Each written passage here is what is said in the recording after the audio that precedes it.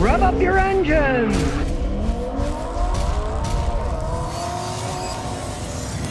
Well, what's in a name? I guess a lot of it has to do with sales. Toyota just announced that their GR Space 86 car is now GR 86 with no space in it. Big change there.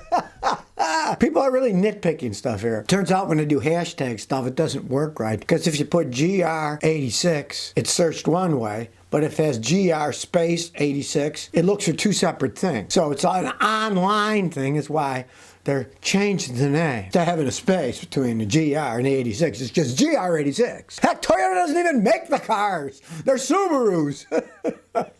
In the quest for honesty, it should say like GR 86 and have in parentheses Subaru. If you remember, it started as a Scion FR-S, then it evolved into the Toyota 86, and now it's the GR 86 with no space in between. Toyota says they want people to find it easier online. Come on now. If you're looking at a car, shouldn't you know what you're looking for? I guess they got nothing better to do, these executives are sitting around. What should we do now? Well, let's just, get rid of the hype. It'll just be one, They're probably slapping each other on our back saying how great they are with this idea. They don't sell that many of them anyways. That's why Toyota doesn't make them and buys them from Subaru, because they didn't want to do all the research and then have to build a sports car. Toyota's not a sports car company. They don't sell that many sports cars. Their Supra's just a rebadged BMW. Well, I guess GM is failing with their electric cars like the Bolt, so guess what? Now they're getting into boats. They are going to electric watercrafts. Maybe they gave up with vehicles. Let's try boats instead. GM acquired a 25% stake in this electric boat company. It's called Pure Watercraft. Going to be a supplier for these electric watercraft. They want to get involved in the research and development. All I got to say is, if you're going to buy a GM-backed electric boat, one big tip. Make sure that when you're going down a river, don't go downstream, go upstream. Because then when it stops working, runs out of electricity, or starts on fire, or stops working, you can float back to where you came from. Fail at land, fail at sea. Now, what they're doing, these aren't big ones. They're planning on making watercraft with 40 to 50 horsepower electric motors to replace gasoline or diesel motors that, of course, pollute like mad, and the electric ones don't. Well, I guess there's one advantage to using lithium-ion batteries in a boat. What the heck? They say it takes a lot of water to put them out if they start on fire. Well, you're floating in the water, so you got to pump it. You keep pumping the stuff on. But, of course, on the other hand, the most dangerous thing on a boat is a fire. That's why they always have all those extinguisher systems on them. They're really dangerous because the hull, where the engine and everything is. People are worried about fires on boats. But on the other hand, if the boat starts on fire, jump in the water, you're safe, right? And the GM guys say, the boating market is expanding like never before, like even bigger than after World War II when everybody wanted to get a boat. And of course, the actual investment is shrouded in mystery. The deal's worth $150 million, but they also say, and I quote, it includes payment-in-kind commitments and capital invested by the auto giant GM. The company is not disclosing the split between cash and payment-in-kind. So it's probably all payment-in-kind.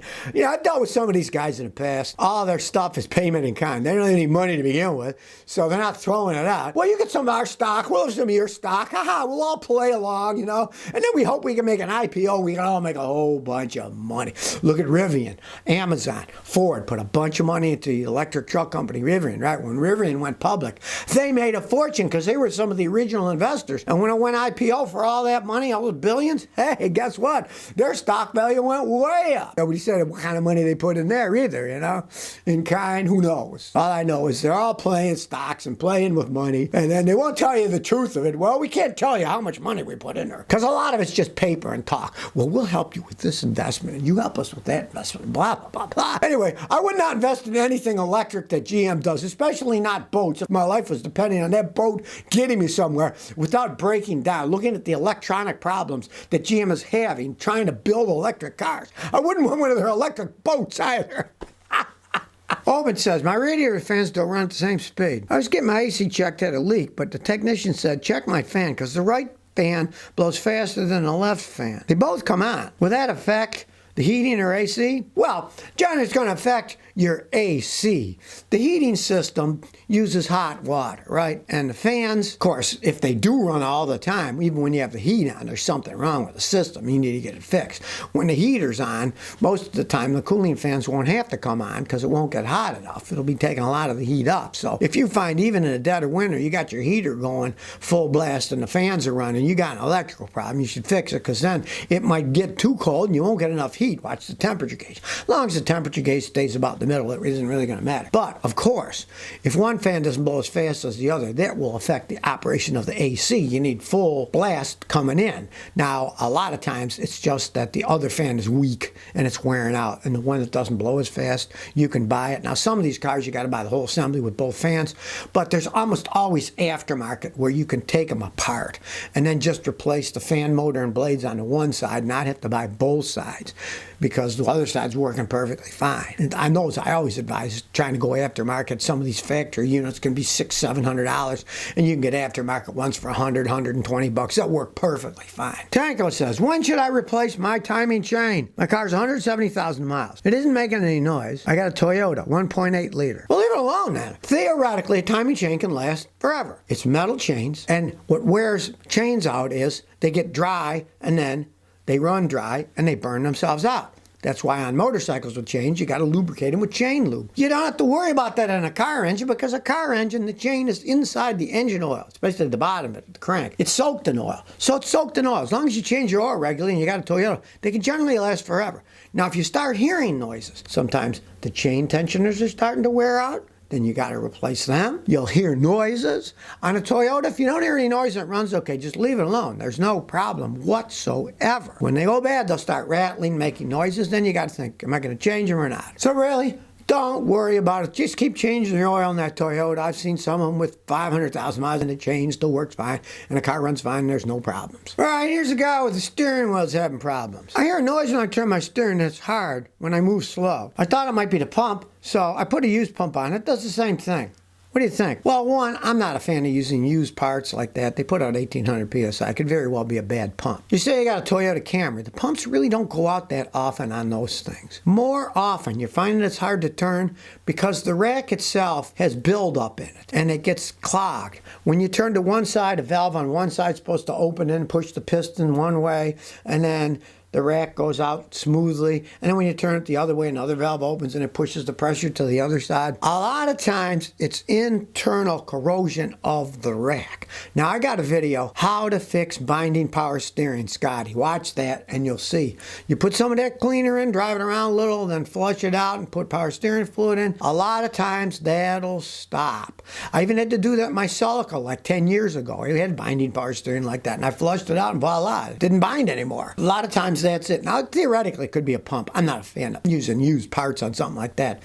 But on Toyotas, from my experience, if it's doing the same exact thing with the one pump as it did with your original, odds are it's that the rack is kind of clogged up inside, and you could try that flush system that I have in my video, and it'll often fix it. Marcos Ford says, I got a 2015 Ford Transit van and the wrench light is on. There are no codes. The driving light would come on and we'll go into limp home mode. I tried everything, throttle body, changing sensors. Came to the conclusion that tranny was bad, do the hard shifting. Engine had tons of miles, so I replaced the engine and transmission at the same time. Now, the light still comes on. It went right back in a limp mode after 5 minutes. The same trusted mechanic used this tool and nothing comes up. Nothing's worked. I spent a ton of money. Now I can't turn back. Well, you can always turn back. You're in the situation of don't throw good money after bad. If this guy told you to put an engine and transmission, it came right back. The onus is on him. He screwed up the diagnosis. It obviously had a different problem, and it went in a limp mode because it's got a computer problem or a wiring problem. It's obviously beyond this guy's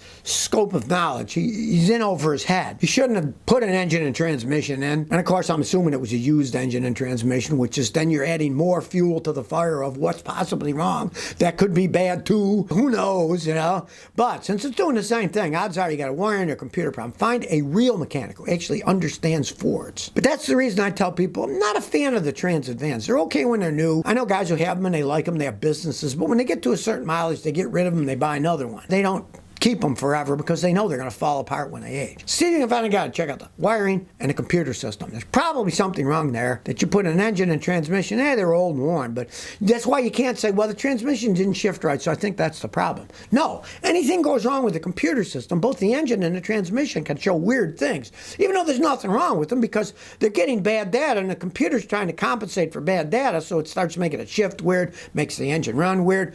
Computers can compensate, but let's say the computer or the wiring's bad. They're compensating for problems that don't exist, and then they end up making it even worse. So if you never want to miss another one of my new car repair videos, remember to ring that bell.